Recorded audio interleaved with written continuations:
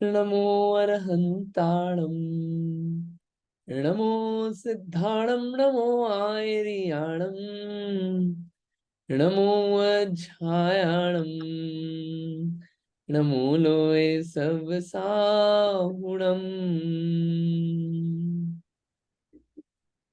मोक्षमार्गस्य नेतारं, वेत्तारं कर्मभूभृतां, ज्ञातारं विश्वतत्त्वानां, वन्दे तद्गुणलब्धे,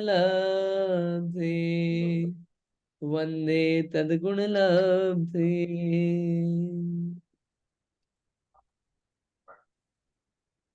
अपना मोक्ष शास्त्र ग्रंथ चल रहा है।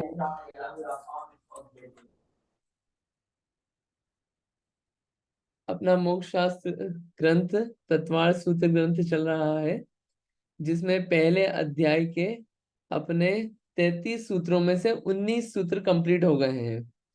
पूरे 33 सूत्र है, जिसमें पूरा सम्यक दर्शन और सम्यक ज्ञान का वर्णन चलता है। या तत्व की अपेक्षा से बात करें तो जीव तत्व का वर्णन चलता है।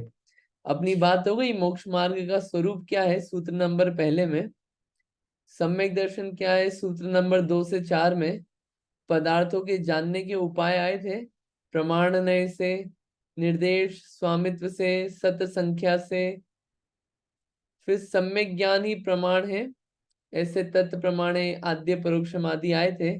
मति ज्ञान किसे कहते हैं, ऐसे इंद्रिय और मन से जो ज्ञान होता है, अवग्रह ई आवाय धारणा वाला ज्ञान मति ज्ञान है। फिर 12 प्रकार के भेद आए थे, फिर उसमें व्यंजनावग्रह, अर्थस्य, न चक्षुरनिंद्रियाभ्याम, ऐसे मति ज्ञान के 336 भेद। ऐसे अपन ने 1 से 19 नंबर के सूत्र तक अभी तक पढ़ा है, सूत्रों को पढ़ा है। ठीक है, समझना भी है उसे, अभी तक तो सिर्फ पढ़ा है, सामान्य रूप से पढ़ा है अपन ने। अब है आगे बात चलती है, आपने मति ज्ञान की बात कर दी, ये शुद्ध ज्ञान क्या होता है, ये क्वेश्चन आता है। और मेरे को ऐसी उम्मीद है कि आप लोगों ने पढ़ा होगा और आप लोग याद कर रहे होंगे, मैं ऐसी पूरी उम्मीद रखता हूँ। और पूछ भी लूंगा मैं अभी थोड़ी देर बाद। अब 5 ज्ञान थे, मति ज्ञान, शुद्ध ज्ञान, अवधि ज्ञान, मन परिज्ञान, केवल ज्ञान। मति ज्ञान समझ में आ गया, कुछ बातें उसकी समझ में आई है, अभी स्टार्टिंग हो गई। ये शुद्ध ज्ञान क्या होता है, क्वेश्चन आता है, ये आगे का ज्ञान बताइए। तो उसके लिए ये सूत्र लिखा है। क्या ये सूत्र, श्रुतम मति पूर्वम द्वयनेक द्वादश भेदम। क्या सूत्र है, श्रुतम मति पूर्वम द्वयनेक द्वादश भेदम। कितना अच्छा सूत्र है, कितने आसान से पूरी बात बोल दी शुद्ध ज्ञान के बारे में कि शुद्ध ज्ञान क्या है। एक सूत्र में, ये जो सूत्र है ना, ये सूत्र यही होता है, ये सूत्र में क्या है, एक एक शब्द जो होता है इतना इंपॉर्टेंट और सार गर्भित होता है कि एक सूत्र में बहुत सारी बातें बता देते हैं। जैसे किसकी बात चल रही है, शुद्ध ज्ञान की बात चल रही है, तो श्रुतम। अब शुद्ध ज्ञान क्या होता है, मति पूर्वम, कि मति ज्ञान के बाद होता है, मति पूर्वक शुद्ध ज्ञान होता है। डेफिनेशन बता दी, मति ज्ञान पूर्वक जो होता है वो शुद्ध ज्ञान है। मति ज्ञान क्योंकि समझा क्या गया तो उसका रेफरेंस दे दिया, श्रुतम मति पूर्वम। फिर अब और बताओ उसके बारे में, तो सूत्र खत्म नहीं हुआ, सूत्र में और बात आ गई, क्या, द्वयनेक द्वादश भेदम। द्वय, द्वय यानी कि दो, कोई द्वय यानी कि दो, अनेक, अनेक यानी कि अनेक, और द्वादश, द्वादश यानी कि 12। भेदम, भेदम यानी कि भेद है, कि ऐसे शुद्ध ज्ञान के कौन कौन से भेद हैं, दो भेद हैं, अनेक भेद हैं, 12 भेद हैं। और ये शुद्ध ज्ञान कैसे होता है, मति ज्ञान पूर्वक होता है। आसान सूत्र है, इस सूत्र में पूरा शुद्ध ज्ञान समझा दिया। अब इसकी विशेष जो है व्याख्या है, व्याख्या समझ लेंगे तो सूत्र से पूरी बातें ख्याल आ जाएगी। समझ में आया आपको, क्या है सूत्र, श्रुतम मति पूर्वम द्वयनेक द्वादश भेदम। आसान सूत्र है कि श्रुत ज्ञान मति ज्ञान पूर्वक होता है। पहली बात, वो कितने प्रकार का है, 2 प्रकार का है, अनेक प्रकार का है और 12 प्रकार का है। इस सूत्र का ये अर्थ है। आपको समझ में आया? आप पढ़ेंगे ये सूत्र? सूत्र पढ़िए आप लोग। आप में से कोई सूत्र पढ़िए, फिर आगे की बात करेंगे अपन। हाँ जी उमा आंटी जी पढ़िए।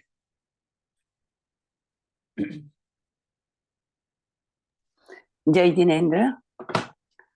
श्रुतम मति पूर्वम द्वैनिक द्वादश भेदम। बढ़िया। हाँ अपेक्षा पढ़िए आप। आपने हाथ खड़ा किया। श्रुतम मति पूर्वम द्वयनेक द्वादश भेदम।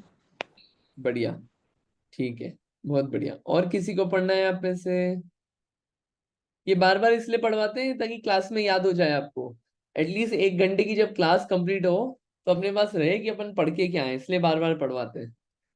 हाँ पढ़िए आप लोग, इससे पढ़िए, कोई वो नहीं है। हाँ नीलिमा जी पढ़िए। श्रुतम मति पूर्वम द्वैनिक द्वादश भेदम। बढ़िया, बहुत अच्छा। और किसी को पढ़ना है?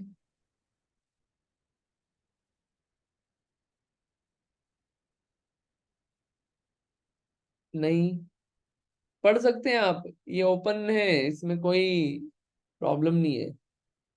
चलिए ठीक है, और किसी को नहीं पढ़ना? ठीक है। तो ये शुद्ध ज्ञान जो है मति ज्ञान पूर्वक होता है।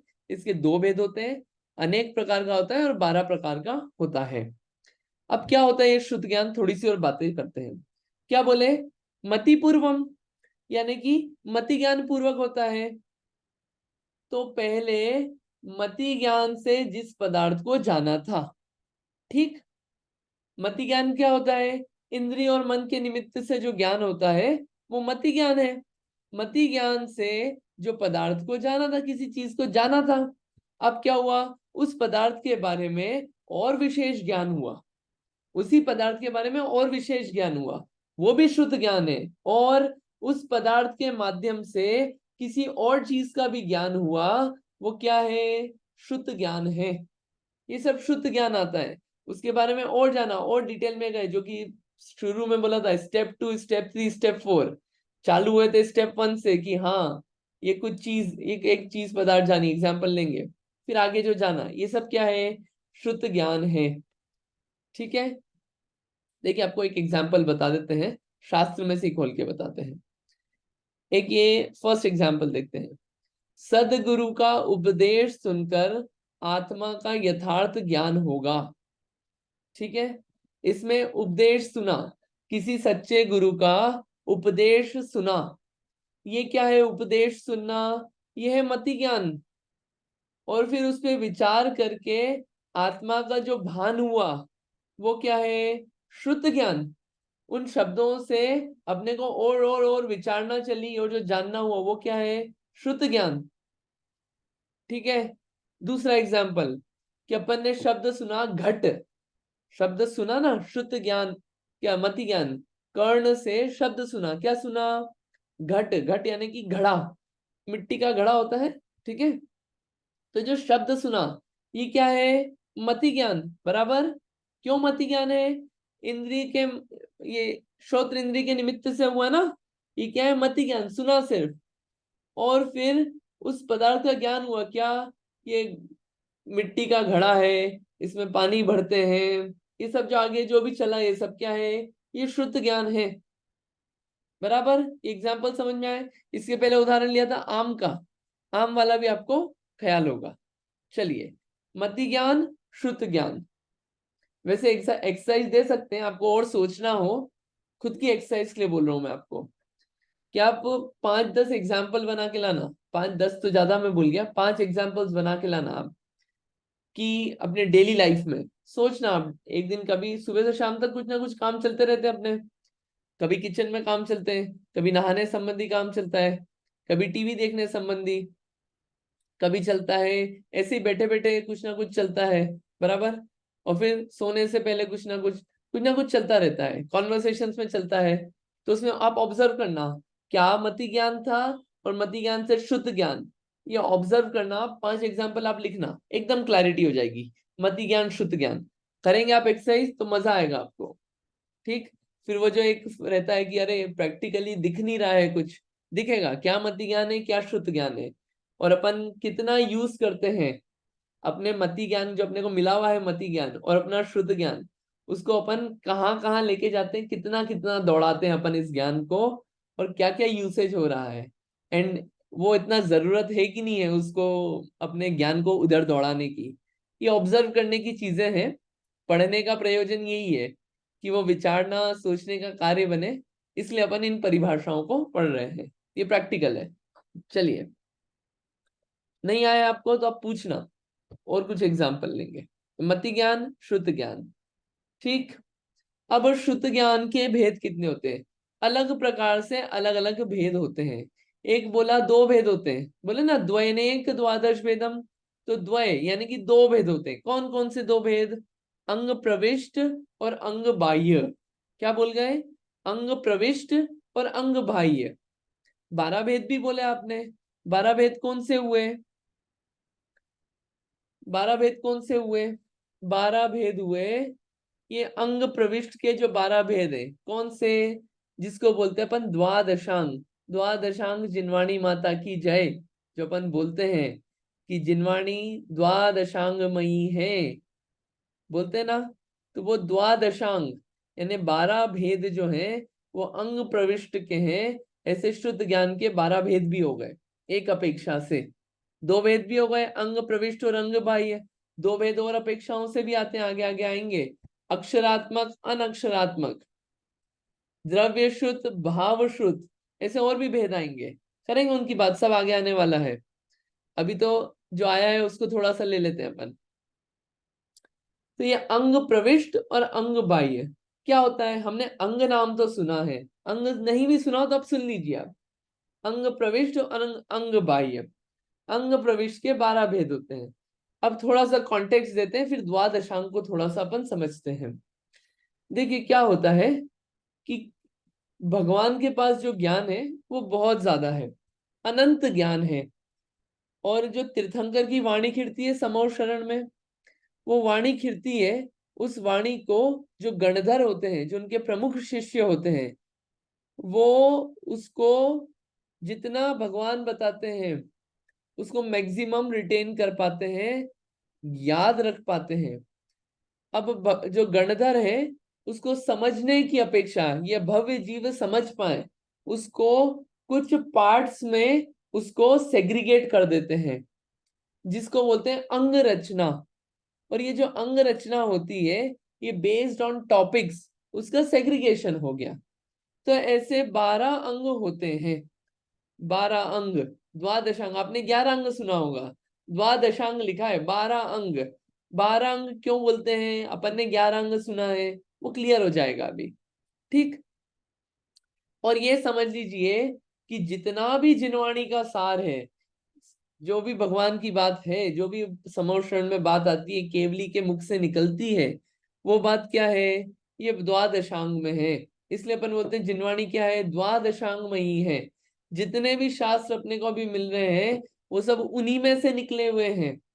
सारे जितने भी शास्त्र हैं उन अंगों से, सारे अनेक जो बाद में मुनिराज होते हैं, वो मुनिराज को ज्ञान होता है। कुछ मुनिराज होते हैं जिनको पूरे 11 अंग 14 पूर्व का होता है। कुछ मुनिराज होते हैं जिनको 9 अंग का ही ज्ञान होता है, किन्हीं को 8 का, ऐसे हीन हीन हीन होता जाता है। कुछ मुनिराज थे जिनको 1 अंग का ही ज्ञान था। फिर उनको ख्याल आया, अरे मैं भी चला गया तो फिर लोगों के पास कैसे पहुंचेगा, तो लिखने का कार्य चालू हुआ।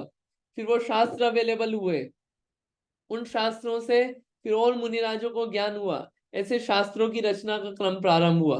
तो जितना भी अपन पढ़ रहे हैं शास्त्र अवेलेबल है, ये कोई मन से बनाए हुए नहीं है। ये सब जो भगवान की वाणी है, जो केवली भगवान है, उनके मुख से जो निकला है वो सब ही का सार है। ये वही सब बातें लिखी हुई है। तो साक्षात भगवान तो नहीं है साक्षात, लेकिन उनके शब्द जो हैं वैसे के वैसे हैं, और वही के वही कल्याण करने वाले हैं। ये द्वादशांग क्या है? अपन द्वादशांग समझते हैं, अपना प्रयोजन अभी वो है। 12 भेद द्वादशांग, इसको डिवीजन ऐसे किया कि 1 से 11 अंग, जिसको बोलते हैं 11 अंग, और 12वां अंग जो है उसको अलग से रखा। ऐसे 12 भेद हो जाते हैं। 12वां अंग अलग से क्यों रखा? क्योंकि 12वें अंग में क्या है, और भी 5 भेद हो जाते हैं, इसलिए 12वें अंग को अलग से बताया। ऐसे द्वादशांग होता है। इसमें यह भी बताया है कितने पद होते हैं, कितने अक्षर होते हैं, उस वर्णन पे अभी मैं नहीं जा रहा हूं।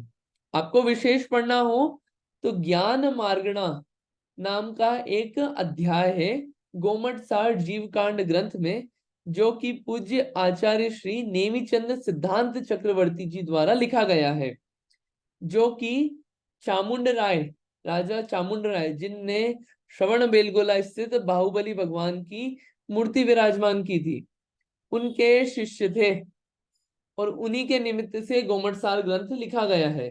उसमें ज्ञान मार्गणा में शुद्ध ज्ञान का वर्णन आता है, उसमें ये सब बातें हैं, काफी डिटेल में है, पढ़ने लायक है, अच्छी है। मैं कुछ बातें करूंगा अभी यहाँ पे। द्वादशांग 12 भेद, 1 से 11 अंग, और 12वां अंग जो है उसके कुछ 5 भेद है। अभी 11 अंग कौन कौन से हैं, उसमें कैसी कैसी बातें आती है, थोड़ा सा एक हाई लेवल देख लेते हैं अपन। ठीक है, चलिए देखते हैं उसको, क्या बातें हैं इसमें।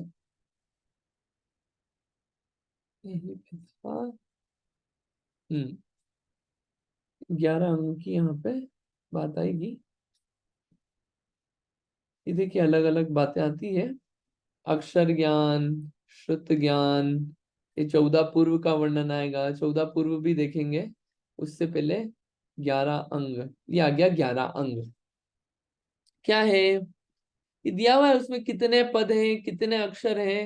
अगर आप अक्षरों का एस्टिमेट लगाएं तो इसमें कैलकुलेशन चले तो कितने अक्षर हैं, अगर उसको लिखने जाएं तो कितनी अलमारियां और कितने कमरे भर जाएंगे, कितने यूनिक अक्षर हैं, ये सब कैलकुलेशन है इसमें, अभी उसकी बात नहीं करेंगे। ठीक है, 11 अंग के नाम क्या है? एक है आचारंग। आचारंग में बताया है कैसे चलना, कैसे बैठना। ठीक है, ये जो आचरण संबंधी होता है, किसके लिए? मुनियों के लिए, मुनीश्वरों के लिए, वो आचार अंग में वर्णन है। कोई छोटा मोटा ग्रंथ नहीं है, इसमें 18,000 पद लिखे हुए हैं, एक एक पद में बहुत सारे अक्षर होते हैं, और वो एक एक पेज में कुछ 12-14 लाइन एस्टिमेटेड है, ऐसे बहुत सारे पेजेस बन जाते हैं। ठीक है, आचार अंग अपने आप में बहुत विस्तार वाला है।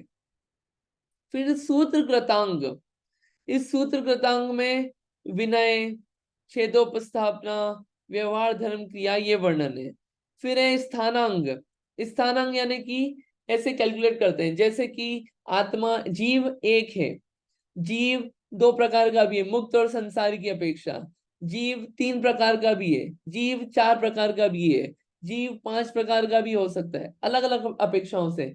ऐसे जो स्थान देखे जाते, काउंटिंग देखी जाती है अलग अलग चीजों की, वो क्या है? वो स्थानांग में वर्णन आता है।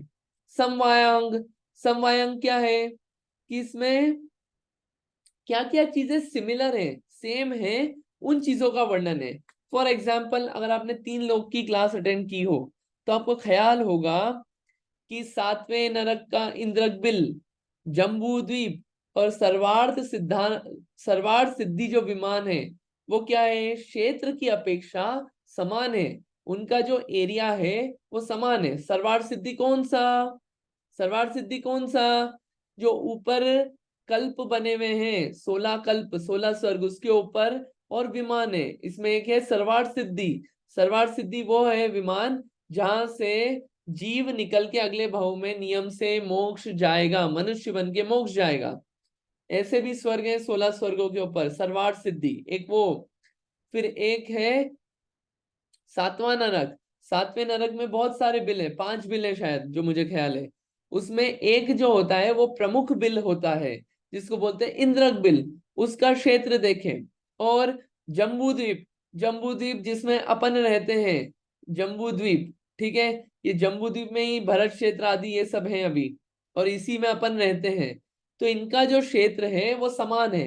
ये तो एक चीज बताई, ऐसे और भी बहुत सारी चीजें क्या क्या समान है, ये समवायांग में बातें हैं, बहुत सारी बातें हैं इसमें भी। व्याख्या प्रज्ञप्ति, जीव नित्य है कि अनित्य है, ऐसे 60,000 कुछ प्रश्न हुए बहुत सारे गंधर आदि देवों को, उनने पूछे तीर्थंकर के निकट में। उन सब का बातें यहाँ पे व्याख्या प्रज्ञप्ति में। नाथ धर्म कथांग और ज्ञात्र धर्म कथांग, यहाँ पे क्या बताया है? अस्थि जीव के स्वभाव का वर्णन है, अस्थि नास्ति का वर्णन है, इस तरह के तीर्थंकरों की कथा का वर्णन है, ये सब ज्ञात्र कथांग में है।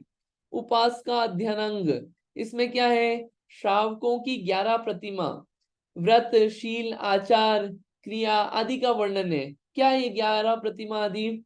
क्या है कि अगर आप मुनि नहीं बने हो अभी और श्रावक हो, लेकिन मुनि बनना चाहते हो, तो मुनि बनने की तरफ जो कदम होता है, ऐसे 11 कदम होते हैं, 11 प्रैक्टिस के सीढ़ियां होती है, एक एक आप चढ़ते जाते हो और आपको क्या है? व्रत आदि लेते जाते हो और मुनि धर्म के तरफ बढ़ते जाते हो। ये 11 प्रतिमाएं होती है। ठीक है। अंतकृत दशांग, कि हर एक तीर्थ में, जैसे महावीर भगवान हुए, महावीर भगवान के समय में उपसर्ग सहन करके निर्वाण किसने प्राप्त किया? ऐसे 10-10 अंतःकृत केवली जीवों का वर्णन आएगा अंतःकृत दशांग में। अनुत्तर औपपादिक दशांग, इसमें क्या वर्णन आएगा? कि जैसे अलग अलग तीर्थंकर हुए ना, इन तीर्थंकरों के समय में 10-10 जीव ऐसे कौन से थे जो उपसर्ग सहन करके अनुत्तर विमान में गए। अब आप बोलेंगे 10-10 जीवों का वर्णन है सभी तीर्थंकरों के, और उसके अलावा सिर्फ नहीं नाम दे दिया, डिटेल्ड वर्णन रहता है। और अब आपको पता ही, आपने अगर कथाएं पढ़ी हो तो कथा चलती है पद्म पुराण कि राम जी का जीवन होगा, लेकिन क्या है उसमें इतने सारे अध्याय रहते हैं, पूर्व भाव, आगे का भाव, उनके रिश्तेदार, कहाँ क्या हुआ, और फिर जिसकी रिश्तेदार की बात चल रही है उनका भी पुराना भाव, ये भाव वो भाव, कितनी बातें चलती है, ये पूरा वर्णन रहता है। प्रश्न व्याकरणांग, अलग अलग प्रकार की कथाएं होती है, ऐसी कथाएं होती है जिनको सुन के जीव को क्या होता है? एकदम वैराग्य उमड़ जाता है। अलग अलग ऐसी भी कथाएं होती है। फिर जीवन मरण संबंधी कुछ प्रश्न होते हैं, वो सब प्रश्न व्याकरणांग में आता है। फिर विपाक सूत्रांग, विपाक, विपाक यानी कि फल क्या होगा, किस चीज का? कि पुण्य पाप रूप जो कर्म बंधे हमने हमने बांधे, हर एक कार्य किया, इन कार्यों का फल क्या होगा, उसका स्पेसिफिक फल जो है वो विपाक सूत्रांग में होता है। ठीक है। फिर 12वां जो है वो है दृष्टिवादांग, जो आपको बताया ना ऊपर, कौन सा? ये देखिए, थोड़ा सा एक बार वापस इसको मूव कर देते हैं तो क्या है, क्लिक करता रहेगा कि बात क्या चल रही है। I think I missed it, यही कहीं है। हाँ, ये रहा। 11 अंग हो गए। इसमें फिर जो 12वां अंग है दृष्टिवादांग, उसके 5 भेद भी हैं, उसकी भी बात चलेगी। तो दृष्टिवादांग जो है, उस दृष्टिवादांग में और आगे की बात चलती है। क्या है उसमें? 363 कुवादी, कुवादी 363 मत कौन से? कि जो मिथ्या मत है, उल्टे उल्टी मान्यताएं चल गई, उनका वर्णन और उनका निराकरण, कि भैया ये गलत क्यों है, इसमें क्या प्रॉब्लम्स हैं, ये सब जो है दृष्टिवादांग का विषय है। ये महावीर भगवान का जीव जब मारीची की पर्याय में था, तो वहां पे उन्होंने 363 मत चलाए थे, और उन्हीं सब का वर्णन है। शुरुआत वहां से हुई थी इस काल में, एक अपेक्षा ये है। बाकी उन सब का वर्णन दृष्टिवादांग में मिलता है। आपको पूरे द्वादशांग में कितने पद हैं, उन पदों की संख्या भी दी हुई है। इन पदों का कैलकुलेशन भी, कि एक पद में कितने अक्षर होते हैं, कितने शब्द होते हैं। फिर आप एस्टिमेट कर सकते हैं कि एक पद में कितनी पुस्तकें लिखी जा सकती है, और वो पुस्तकों के एस्टिमेट से आप ये एस्टिमेट कर सकते हैं कितनी अलमारियां लगेगी, अलमारियों से आप ये एस्टिमेट कर सकते हैं कितने कमरे लगेंगे, उसको अगर अपन कमरे भरना चाहें तो कितने कमरे लगेंगे। ये सब बातें हैं, लेकिन उन सब बातों पे अभी अपना जाना प्रयोजन नहीं है, वरना डी आउट हो जाएंगे अपन। ठीक, आपको पढ़ना हो तो आप इसमें से सब एस्टिमेट करना। चलिए, अब था 12वां दृष्टिवादांग। दृष्टिवादांग 12वां अंग था ना, उसमें अपना चल रहा था कि दृष्टिवादांग में 5 भेद है।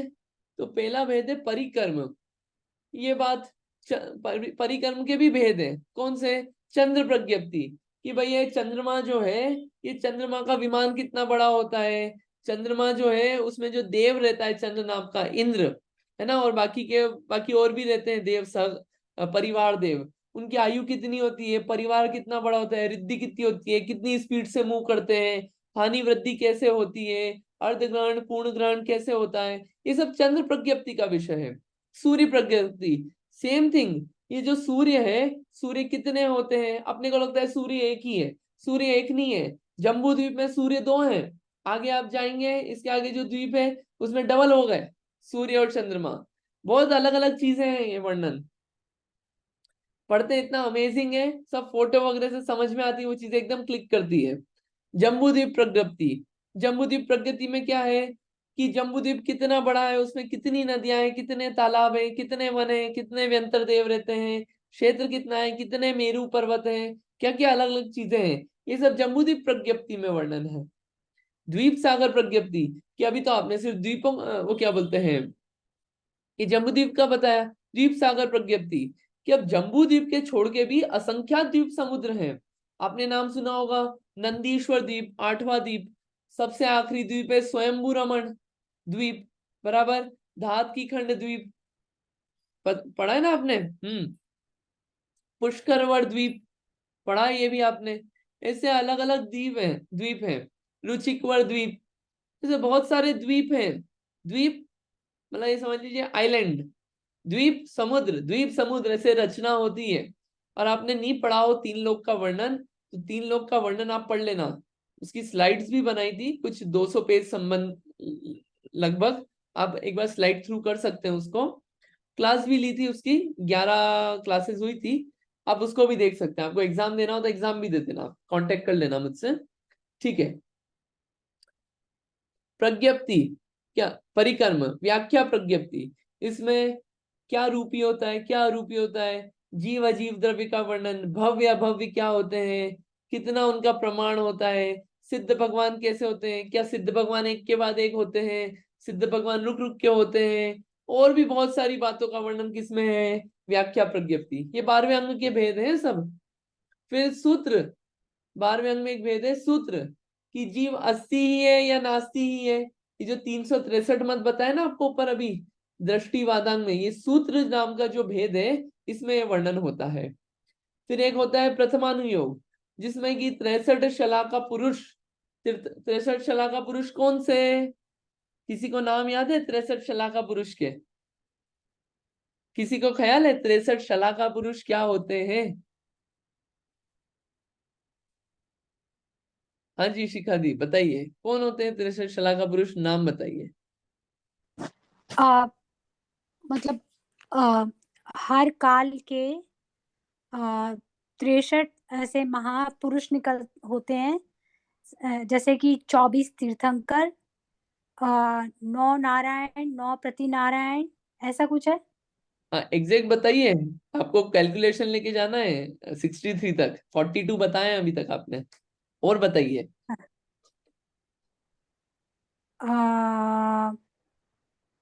9 नारायण, 9 प्रति नारायण, और 9 या 27 कुछ ऐसे हैं, 9 कुछ और भी हैं, नहीं याद आ रहा, लेकिन मुझे कुछ कोई बात आइडिया था नहीं, तो मैंने। जितना बताया अच्छा है। बताइए विदुषी दी, क्या होते हैं 63 शला का पुरुष, 63?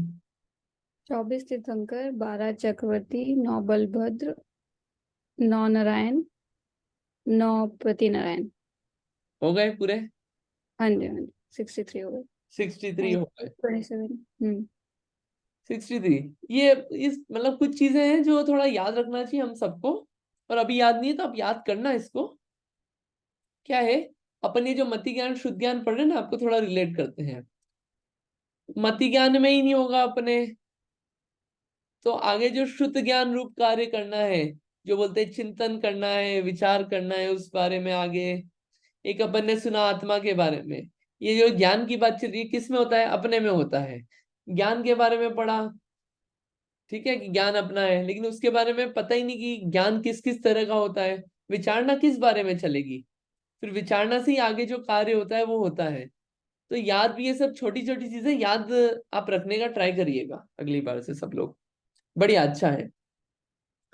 तो ये सब महापुरुषों का वर्णन, ये सब किसमें मिलता है? प्रथमानुयोग नामक जो भेद है। बहुत सारे होते हैं भेद, आपने सुना होगा, इक्ष्वाकु वंश, हरिवंश, हरिवंश, कुरुवंश, नाथवंश, ऐसे अलग अलग वंश सुने होंगे। इन वंशों का वर्णन चलता है, ये सब किसमें? प्रथमानुयोग में। फिर आपने सुना होगा पूर्वगत, 14 पूर्व जो होते हैं, आपने सुना ना, 11 अंग 14 पूर्व। ये 14 पूर्व जो है ये 12वें अंग का भेद है। 14 पूर्व के भी भेद हैं, देखिए बहुत सारे, उसकी बात अभी करते हैं रुक के। फिर चूलिका, 5वां भेद है चूलिका। चूलिका में क्या है? जलगता, जल में कैसे चले, पानी में वॉक करना, पानी में। फिर क्या? अग्नि पे बैठना, आग पे कैसे बैठना, ये सब वर्णन है। ये इसमें जिनवाणी इस तरह की ये सब वर्णन है। स्थलगता, क्या कि जैसे कोई भूमि है उसमें प्रवेश कैसे करना, अपना शरीर प्रवेश कर सकता है क्या? नहीं, टुकड़े टुकड़े हो जाएंगे। लेकिन उसके लिए भी बताया है, सब तरीके बताए हैं। मायागता, अपने को जादू वगैरह कैसे करना, जादू टोना वगैरह कैसे होना, अपना जादू एकदम गायब हो जाना। मिस्टर इंडिया अगर आपने देखी हो पहले, तो वो जैसे हो जाता था वैसे हो जाना, बिल्कुल जादूगिरी करना, माया करना। फिर रूपगता, मनुष्य थे, क्या हुआ, इच्छा हुई, चलो शेर बन जाए, शेर कैसे बनना, ये सब वर्णन है। ऐसी पाई जाती थी चीजें। आकाशगता, आकाश में गमन कैसे करना, मतलब वो अगर अपने को कहीं से कहीं जाना है, इंडिया से यूएस जाना है, यूएस से इंडिया जाना है, कहीं बे एरिया से न्यूयॉर्क जाना है, कहीं भी जाना है, नो फ्लाइट्स नीडेड, आकाश में गमन करने का अपने पास तरीका है। ये सब वर्णन था है, ये सब अंगों में के भेद है, ये 12वें अंग के, ये सब वर्णन है उसमें। पूर्वगत, अब 14 पूर्व की बात चल रही है ना, 14 पूर्व की अपन ने बात करी ना। तो ये जो 14 पूर्व है, देखिए 14 पूर्व के भेद ऊपर आते हैं, क्या वर्णन, ये रहा, ये 14 पूर्व, 14 पूर्व जो अपन ने नीचे देखे ना, 12वें अंग के भेद हैं। उत्पाद पूर्व, की वस्तु में उत्पाद व्यय द्रव्य होता है, ये आएगा 5वें अध्याय में, उत्पाद व्यय द्रव्य, ये पूरा इसमें उत्पाद व्यय द्रव्य। आग्रायणीय, सुनाई दुर्नाई क्या होते हैं, 7 तत्व क्या होते हैं, 9 पदार्थ क्या होते हैं, ये सब बहुत डिटेल्ड वर्णन है। अपन तो कुछ नहीं पढ़ रहे, अपन तो बहुत शॉर्ट शॉर्ट में पढ़ रहे हैं। वीर्य प्रवाद, कि अलग अलग प्रकार के जो वीर्य होते हैं उनका वर्णन, सामर्थ्य का। अस्थि नास्ति, इस सप्तभंगी नाम का एक विषय है जो जैन दर्शन का प्राण है, अनेकांत से रिलेटेड है, स्यादवाद से रिलेटेड है। ये सप्तभंगी नाम का विषय, उसका वर्णन है। ज्ञान प्रवाद, ये ज्ञान जो अपन पढ़ रहे हैं, 5 ज्ञान और कुज्ञान, इसका स्वरूप क्या है, फल क्या है, कितना जानता है, इसका वर्णन 1 करोड़ पद, 1 करोड़ पदों में वर्णन है इसका।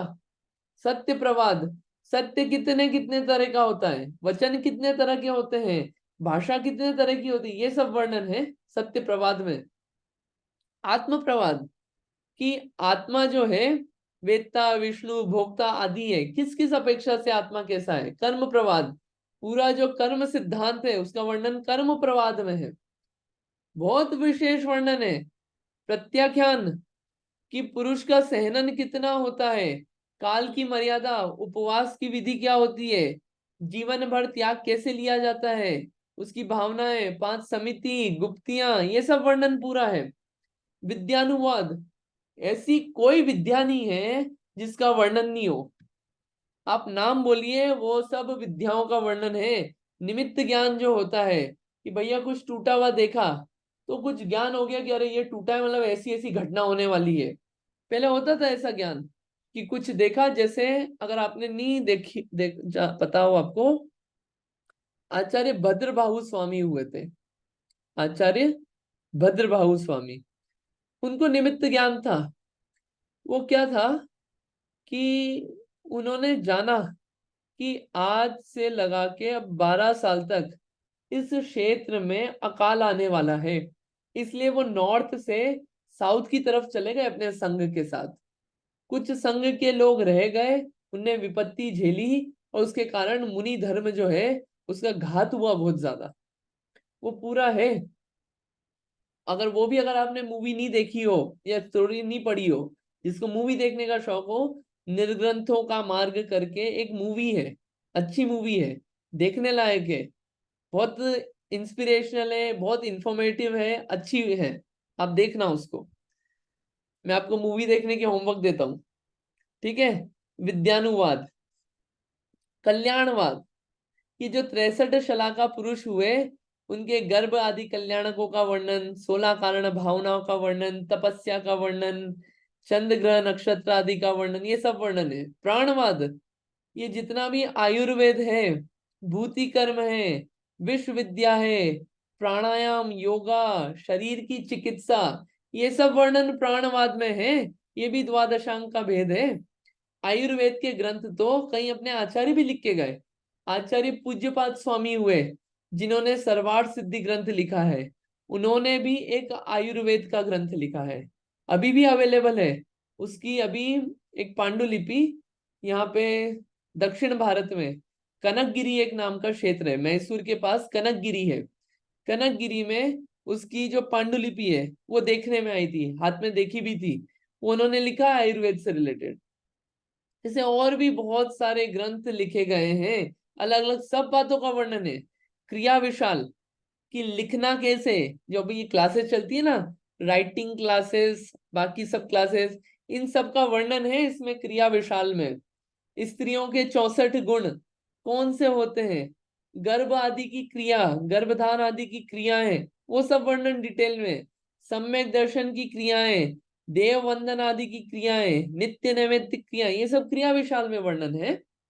त्रिलोक बिंदुसार, 3 लोक का विस्तार से वर्णन, पूरा गणित, पूरा मैथ्स उससे रिलेटेड, एक एक मेजरमेंट, पाव पाव का मेजरमेंट, मोक्ष का स्वरूप, मोक्ष ले जाने वाली क्रिया, मोक्ष सुख कैसा होता है, ये सब वर्णन किसमें है, त्रिलोक बिंदुसार में है। ये क्या हुआ, अपना द्वादशांग हुआ। ये सब बातें करी अपन ने अभी तक, आपको याद नहीं है कोई बात नहीं, दिखा ना आपको क्या क्या वर्णन है। 1 से 11 अंग, 12वां अंग, परिकर्म, सूत्र, प्रथमानुयोग, 14 पूर्व, चूलिका। फिर एक है अंग बाह्य। अंग बाह्य में क्या हुआ कि अब पद तो नहीं बचे, लेकिन क्या हुआ, कुछ अक्षर बच गए थे, कुछ उन अक्षरों से अंग बाह्य की रचना हुई। वो भी जिनवाणी का ही भेद है। उस अंग बाह्य में क्या है, उसके भी भेद है, आपको दिखा देते हैं ताकि एक सामान्य जानकारी हो जाए। अंग बाह्य के भी 14 भेद हैं। सामायिक का वर्णन, कैसी सामायिक होती है, चतुर्विंशति स्तव, कि 24 तीर्थंकर जो हैं उनका स्तवन, उनके नाम, संस्थान, ऊंचाई, पंच महाकल्याणक, अतिशय, वंदना, विधि, सब चतुर्विंशति स्तवन में आ जाता है। वंदना, देखिए स्तवन, स्तवन और वंदना में क्या अंतर है, स्तुति और वंदना में। स्तुति में 24 तीर्थंकर की होती है एक साथ, वंदना जो होती है वो किसी एक तीर्थंकर के अवलंबन से होती है। वंदना का वर्णन, प्रतिक्रमण का वर्णन, वैनयिक का वर्णन, कृतिकर्म, पंच परमेष्ठी पूजा आदि विधि का वर्णन, दर्श वैकालिक, दर्श वैकालिक में क्या है, आचार विधि, गोचर विधि, गोचर विधि यानी कि आहार विधि मुनियों के संबंधी, ठीक है, अलग अलग विशेषताएं उनका वर्णन। उत्तराध्ययन, कि अगर उपसर्ग आ जाए जीवन में तो उन उपसर्गों को सहन कैसे करना, उसका उत्तर है इसमें, ठीक है। कल्प्य व्यवहार, साधुओं के योग्य आचरण क्या, अयोग्य आचरण होने पे प्रायश्चित कैसे लेना, उसकी पूरी विधि का वर्णन है। कल्प्या कल्प्य, कि मुनि के योग्य अयोग्य द्रव्य क्षेत्र काल भाव क्या है। महाकल्प्य, काल और सहनन का आश्रय कर साधुओं के योग्य द्रव्य और क्षेत्रादि का वर्णन।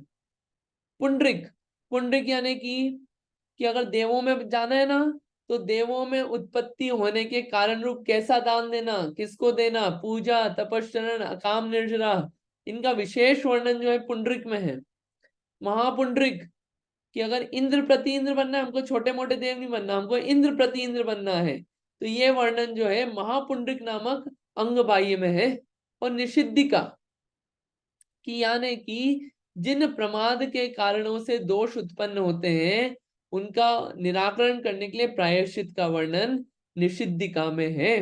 ऐसे 11 अंग, 14 पूर्व रूप, ये तो आपको सिर्फ कैटेगराइज करके बताया है, इसका वर्णन जो है वो बहुत विशाल है, बहुत अद्भुत वर्णन है। अब आप ये देखिए कि इतनी सारी बातें थी, इतनी सारी बातों में कोई ऐसा टॉपिक नहीं है जो भगवान की वाणी में नहीं आता है। ये तो इतना ही गूंथ पाए, बातें तो कितनी है केवली के ज्ञान में, जितनी निकली निकली, कितना वर्णन, ऐसा कोई टॉपिक नहीं है जो छूट जाता है। लौकिक हो कि पारलौकिक हो, सारी बातों का वर्णन है। किसी को जादू टोने में इंटरेस्ट है, वो भी, भगवान का ज्ञान है ना इतना, केवल ज्ञान में तो सारी बातें हैं, सब दिखता है, सब झलकता है, सबका वर्णन है, वर्णन सब चीजों का है। ये है केवल ज्ञान का। अब उसमें कार्यकारी क्या है अपने लिए, वो अपन ने पिक किया, अपना काम किया, अपना कार्य प्रयोजन मोक्ष साधन का है, वो चीजें ली, अपना कार्य किया, वर्णन सब चीजों का है। ठीक है, ये द्वादशांग की बात हुई। समझ में आया आपको? होपफुली आया होगा। आपको पढ़ना हो डिटेल में तो आप पढ़ना इसको, गोमट सार जीव कांड नामक ग्रंथ है, उसमें ज्ञान मार्गणा लगभग 325 गाथा से चालू होता है, आपको मिल जाएगा इसमें। ठीक, इसकी भी स्लाइड्स हैं, आप देख सकते हैं। ये अपन ने बात करी अभी, शुद्ध ज्ञान की बात चल रही थी अपनी। ठीक, एक शुद्ध ज्ञान के एक अपेक्षा से भेद हुए, दूसरे अपेक्षा से भेद हुए। शुद्ध ज्ञान का अक्षरात्मक और अनअक्षरात्मक। अक्षरात्मक वो होता है कि शब्द आदि जो होता है, शब्द आदि पूर्वक जो होता है, वो होता है अक्षरात्मक। अनअक्षरात्मक क्या होता है कि किसी चिन्ह विशेष से जो उत्पन्न होता है, वो अनअक्षरात्मक होता है शुद्ध ज्ञान। कैसे? देखिए थोड़ा सा समझते हैं। अक्षरात्मक ज्ञान जो है वो सिर्फ पंचेंद्रियों को ही हो सकता है, एक इंद्रिय, 2, 3, 4 इंद्रियों को नहीं होगा। अनअक्षरात्मक ज्ञान 1 से 5 इंद्रिय सबको हो सकता है। अनअक्षरात्मक ज्ञान जो है ये व्यवहार प्रवृत्ति के लिए नहीं है। अक्षरात्मक ज्ञान जो है वो मेन व्यवहार प्रवृत्ति के काम में आता है, जैसे कुछ लेना देना है, कुछ अपने को कॉन्वर्सेशंस करना है, शास्त्र पठन आदि करना है, ये सब काम जो है ये अक्षरात्मक ज्ञान का विषय है, इसलिए प्रमुख है। एग्जाम्पल अनअक्षरात्मक का, जैसे कि ठंडी पवन, ठंडी हवा का स्पर्श हुआ, एसी में बैठे थे, ठंडी हवा लगी। आप कभी ट्रेन में बैठना, भारत में ट्रेन में बैठना, एसी कोच में बैठना, कभी कभी ऐसा लगेगा अरे यार कितनी ठंड है, एकदम ऐसे बिल्कुल बहुत ठंड का एहसास होगा। ये ठंड को जाना, ये क्या हुआ? मति ज्ञान। अब क्या हुआ भैया, ये ठंड जो है हमारी बॉडी के लिए ठीक नहीं है, ये क्या है, ये अपनी बॉडी का टाइप वैसा नहीं है, उस टाइप का सहन है, वायु प्रकृति है। ये शुद्ध ज्ञान, शुद्ध ज्ञान हुआ ना अनअक्षरात्मक। एक हुआ अक्षरात्मक, क्या? शब्द सुना, जीव अस्ति, यानी कि जीव है, जीव होता है या जीव है, जीव का अस्तित्व है, ये शब्द सुना, ये मति ज्ञान हुआ, शब्द सुनने का काम। लेकिन इससे जीव पदार्थ का ज्ञान हुआ कि हाँ जीव ऐसा होता है, मैं ऐसा जीव, ये जो आगे कार्य चले, ये सब क्या है? ये सब शुद्ध ज्ञान है, ये अक्षरात्मक है। ये दो भेद हुए एक अपेक्षा से। एक अपेक्षा से और भेद होते हैं शुद्ध ज्ञान की, क्या? ये जो अक्षरात्मक शुद्ध ज्ञान है ना, जो ऊपर बात चली, जिससे शास्त्र पठन आदि कार्य जो होता है, दो भेद होते हैं, एक होता है द्रव्य शुद्ध, एक होता है भाव शुद्ध। क्या भेद बोले? द्रव्य शुद्ध और भाव शुद्ध। द्रव्य शुद्ध तो क्या है कि जितने भी अक्षर, शब्द, वाक्य, ये सब क्या है? ये पुद्गल हैं, ये शब्द अक्षर जितने भी, ये सब पुद्गल हैं, ये जितना भी है ये सब है द्रव्य शुद्ध। जो जिनवाणी है, जिनवाणी, ये द्रव्य शुद्ध है, जिनवाणी भी पुद्गल है, पुद्गल, क्योंकि क्या है, शब्द अक्षर ये सब क्या है? ये पुद्गल है, ये द्रव्य शुद्ध है। लेकिन द्रव्य शुद्ध के सुनने से जो अपने को ज्ञान हुआ, जो जानना हुआ, वो क्या है? भाव शुद्ध। उससे जो वो शुद्ध ज्ञान रूप जो कार्य हुआ, वो क्या है? भाव शुद्ध। तो अपने पास द्रव्य शुद्ध तो बहुत सारा अवेलेबल है। शुद्ध ज्ञान आपको देखिए, अब थोड़ी सी अपेक्षाएं क्लियर होगी। जो अपन ने शुद्ध ज्ञान क्यों पढ़ा पहले, अंग बाह्य और अंग प्रविष्ट, ये सब क्यों पढ़ा, अब आपको कनेक्ट होगा। इतनी सारी बात बतानी थी कि द्रव्य शुद्ध और भाव शुद्ध भेद होते हैं। अपने पास द्रव्य शुद्ध ज्ञान तो बहुत सारा अवेलेबल है, कितनी जिनवाणी है, कितने शास्त्र हैं, जितने 11 अंग 14 पूर्व हैं ये तो सब अवेलेबल भी नहीं है अभी, वरना अवेलेबल होते हैं तो लोग सबसे पहले भागते हैं जिसमें जादू टोना आदि की विद्या सिखाई जाती है, वो सबसे सीखते। सबको क्रेजी होना है, फिर वो सब जाता है इंस्टाग्राम और अलग अलग चैनल्स पे। ये सब कार्य जो है बहुत सारे तो अवेलेबल भी नहीं है, लेकिन अभी इतना अवेलेबल है कि अपनी आत्मा का ज्ञान हो जाए, अपनी आत्मा को जान ले। तो द्रव्य शुद्ध जो है जिनवाणी अवेलेबल है, उसको सुन के जो ज्ञान हुआ, जो अपनी आत्मा में ज्ञान उत्पन्न हुआ, जो विशेष जानना हुआ, उस रूप जो कार्य हुआ वो क्या है? भाव शुद्ध। ये जो अपन अलग अलग क्या है, देखिए द्रव्य शुद्ध कैसे कैसे अवेलेबल है। समय सारजी ग्रंथ अवेलेबल है, इतना अच्छा ग्रंथ अवेलेबल है वो, उसमें पूरा बताया। एक जो आत्मा पे श्रद्धा नहीं हो पाता है, आत्मा ही मैं हूँ, आत्मा से हटके जो जो चीजें हैं वो मैं कैसे नहीं हूँ, उसका अगर एग्जाम्पल से नाटक फॉर्म में बहुत अच्छा क्लियर वे में जानना हो, समय सारजी ग्रंथ है। अपने बारे में बताने वाला, अपने बारे में एक परिचय इंट्रोडक्शन कराने वाला, क्लियर इंट्रोडक्शन कराने वाला ग्रंथ है। वो आचार्य लिख के गए, भेंट देके गए, प्राभृत समय प्राभृत, प्राभृत यानी कि भेंट, भेंट देके गए। समय, समय यानी कि आत्मा, वस्तु, द्रव्य, दर्शन, आत्मा का स्वरूप बताने के रूप भेंट देके गए। समय सार, प्रवचन सार कि ज्ञान कैसा होता है, जानना क्या होता है, चीजें कैसी कैसी होती है, ये सब बातें बता के गए। अब वो जान के अपने को वो वैसा ज्ञान हुआ, उस रूप अपना कार्य हुआ, वो भाव शुद्ध है, वो भाव शुद्ध ज्ञान है। तो द्रव्य शुद्ध तो अवेलेबल है, उस द्रव्य शुद्ध का उपयोग करके हम भाव श्रुत रूप हुए कि नहीं हुए, ये कार्य करने लायक है। और भाव श्रुत रूप होने के लिए द्रव्य शुद्ध का यूज करना पड़ेगा। जो द्रव्य शुद्ध अवेलेबल है उसको पढ़ना पड़ेगा। कैसे पढ़े? पढ़ने के लिए कुछ टाइम निकालना पड़ेगा, खुद से रीडिंग 15-15 मिनट, आधा आधा घंटा रीड करें। नहीं समझ में आए कोई बात नहीं, फिर भी हम रीड करेंगे, वर्ड बाय वर्ड रीड करेंगे, हिंदी हो, प्राकृत हो, संस्कृत हो, सब रीड करेंगे। पढ़ना है, अपने आप ज्ञान के जो पर्दे हैं वो खुलते जाएंगे। ज्ञानावरणीकर में पर्दे खुलते जाते हैं, समझ में आता जाता है। क्या है, जिस तरफ दिमाग लगाते हैं ना वो होता है। आपको एक एग्जांपल देता हूं मैं, बहुत अच्छा एग्जांपल है।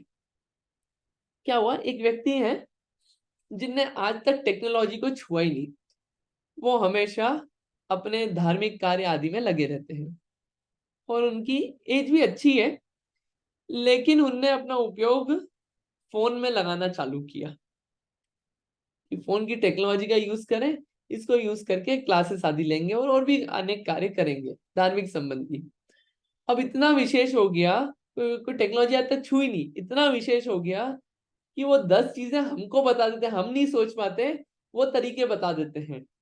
ये ज्ञान है ऐसा, इस ज्ञान को जहां लगाएंगे ना, पहले ऐसा समय था कि जब वो हमसे पूछते रहते थे दिन भर 4-5-8 साल तक, अब वो 10 तरीके बता देते हैं और 10 तरीके फिगर आउट कर लेते हैं।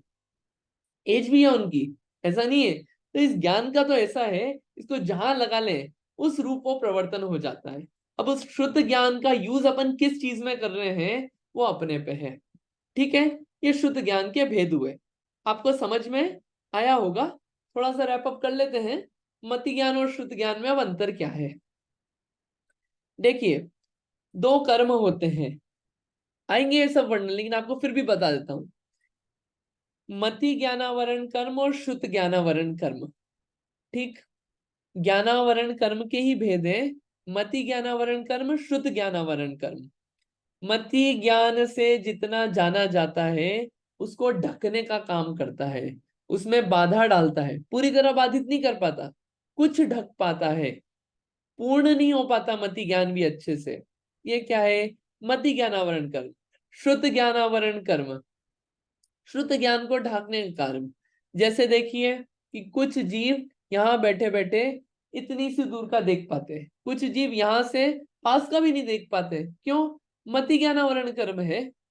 शुद्ध ज्ञानावरण कर्म कि उससे जो जाना, उससे और कितना विशेष रूप से आगे जानने का जो कार्य है वो क्या है? शुद्ध ज्ञानावरण कर्म पे डिपेंड है, कितना आवरण है। ठीक, तो ये निमित्त है, कर्म निमित्त है, इस ज्ञान के लिए ये कर्म निमित्त है। ठीक, मति ज्ञान जो है वो दर्शनोपयोग पूर्वक होता है और श्रुत ज्ञान मति ज्ञानोपयोग पूर्वक होता है। उपयोग बोलते हैं ज्ञान और दर्शन के व्यापार को उपयोग बोलते हैं। ज्ञान और दर्शन का व्यापार, बिजनेस, यानी कि जो उसी रूप जो कार्य चलता रहता है जीव का, कि कहाँ पे ये लगा रहा है अपने ज्ञान को, दर्शन को, इसे बोलते हैं उपयोग। तो एक दर्शनोपयोग चलता है जो ज्ञान से पहले होता है, तो मति ज्ञान से पहले दर्शनोपयोग होता है। या अग्र या हुआ धारणा देखे थे ना, उससे पहले भी एक सामान्य चीज होती है जिसको बोलते हैं दर्शनोपयोग, जो अपने पकड़ में नहीं आता है ज्ञान के। श्रुत ज्ञान जो होता है वो मति ज्ञानोपयोग पूर्वक होता है। लिखा है ना, श्रुतम मति पूर्वम, मति ज्ञान पूर्वक होता है। और मति ज्ञान जो है, मति ज्ञान के बाद श्रुत ज्ञान होने का नियम नहीं है। मति ज्ञान हुआ किसी चीज का, जैसे अपन ने सुना आत्मा, ये हो गया मति ज्ञान। अब उसमें अगर अपना विशेष नहीं चला उपयोग, तो वो श्रुत ज्ञान हो ही नहीं पाया उस बारे में। क्या आत्मा कैसा होता है, अच्छा आत्मा में जानने की शक्ति होती है, अच्छा जानने का काम तो मैं करता हूँ, ये शरीर नहीं करता। ये जो ये चला विशेष तर्कना हुआ पो, ये सब नहीं हुआ, मति ज्ञान होके रह गया, शुद्ध ज्ञान हुआ ही नहीं। शास्त्र पढ़ा अपन ने पूरा, क्या हुआ, शब्द पूरे सुन लिए अपन ने। ये अपन क्या कर रहे हैं अभी, शब्द सुन लिए पूरे, लेकिन उस संबंधी विशेष नहीं चला अपने को।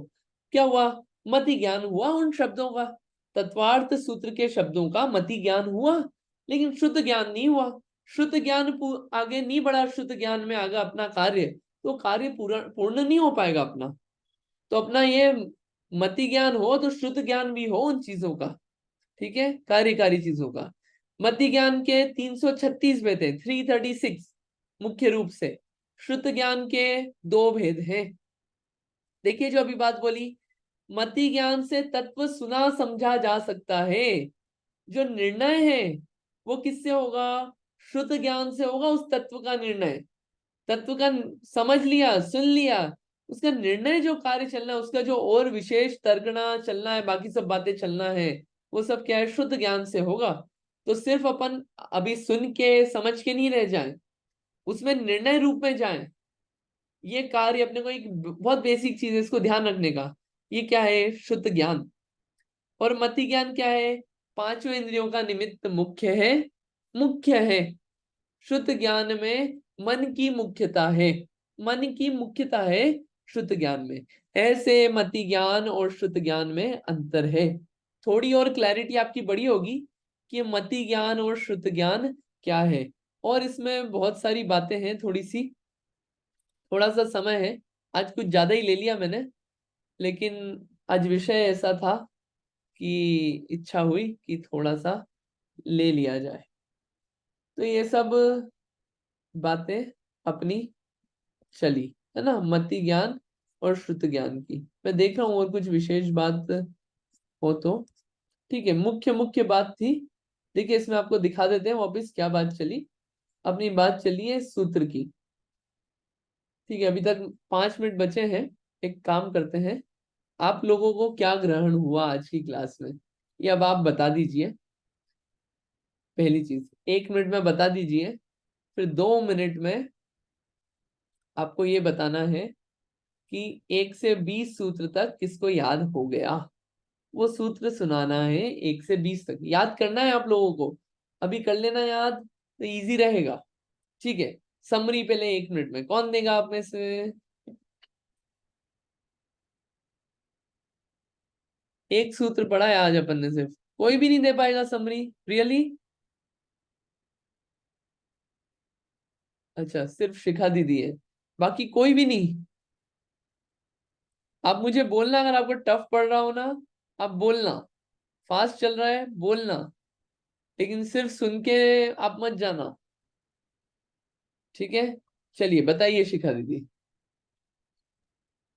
मैंने थोड़ा सा लेट ज्वाइन किया था तो शायद सूत्र तो नहीं सुना था, लेकिन मैं जहाँ से ज्वाइन किया था मैं बताती हूँ।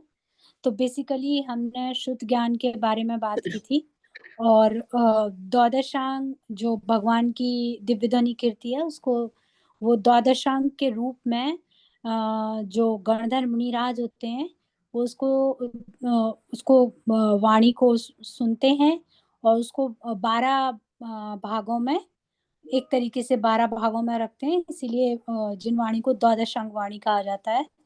12 में से हमने 11 पढ़े और 12वां भी पढ़ा, और 12वां के हमने 5 भाग होते हैं वो पढ़े। तो बेसिकली हमने 11 भागों की चर्चा की कि भगवान केवल ज्ञानी होते हैं। तो 11 प्लस 12वें में पूरे जगत भर की जितनी विद्याएं होती हैं, तंत्रिक और ये और जादू टोना और आकाश पे चलना, नदी पे चलना और आग पे कैसे बैठना, मतलब जो हम सोच भी नहीं सकते, इतनी सारी विद्याओं के रहस्य द्वादश अंग वाणी में आते हैं, जो हमने थोड़े थोड़े से डिस्कस किए। या और या बेसिकली हम लोगों ने ये पढ़ा आज। बढ़िया। इसमें एक चीज ऐड कर देता हूं मैं कि द्रव्य शुद्ध रूप है। द्रव्य शुद्ध का उपयोग भाव शुद्ध रूप होने में उपयोग करना, वही मेन शुद्ध ज्ञान की महानता है। तो ये शुद्ध हाँ ज्ञान अपन ने देखा। ठीक है, शुद्ध ज्ञान हाँ मत ज्ञान पूर्वक होता है। अपन ने बात देखी, समझी, पढ़ी। लास्ट के 2 मिनट बचे हैं। 2 मिनट में कोई ऐसा व्यक्ति जिसको 1 से 20 सूत्र तक याद हो गया हो और सुना सकते हैं। पूरे सुनना है 1 से 20 तक।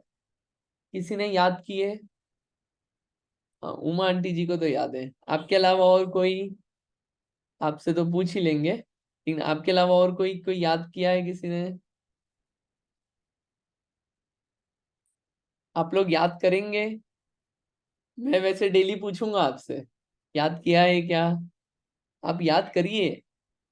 अगर किसी को लग रहा है कि 20 एक साथ याद नहीं हो रहे, 5-5 याद करके सुनाइए। मैं इसलिए पूछ रहा हूँ, याद हो जाएंगे तो हो जाएंगे। हाँ जी बताइए, अर्चना जी बताइए। सम्यक दर्शन ज्ञान चारित्राणि मोक्ष मार्गः तन्निसर्गात् दधिगमोद्वा जीवा जीवाश्रव बंध संवर निजरा मोक्षास्तत्वम् नाम स्थापना द्रव्य भावतस्तन्यासः नैर्धिगमः। एक शब्द भूल रही हूँ। निर्देश स्थिति विधानतः संख्या स्पर्शन क्षेत्र। आई थिंक इसके बाद में कुछ शब्द नहीं याद आ रहे हैं। करिए, ट्राई करिए, इसके बाद वाला सूत्र बोल दीजिए, फ्लो बन जाएगा आपका। सत्य नाम संख्या के बाद वाला।